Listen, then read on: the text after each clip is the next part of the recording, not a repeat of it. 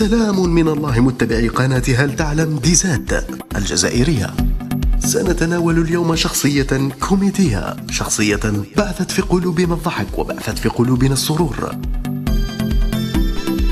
صالح أوغروت، من مواليد 22 مارس 1961، كوميدي، ممثل ومقدم تلفزيوني وإذاعي وكاتب سيناريو جزائري، من مواليد مدينة بيريف بفرنسا، متزوج من المخرجة الجزائرية فاطمة بلحاج التي أنجب منها ابنته نسيبة.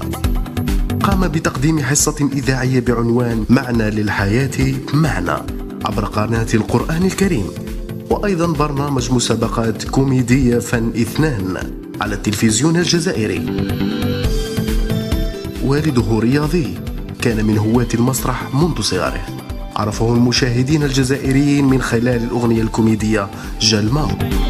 من أجل الاحتراف انضم إلى فرقة مسرحية في البليدة عندما اكتشف من أحد المخرجين، والذي عرض عليه أول دور فيلم بعنوان كرنفال في دشرة.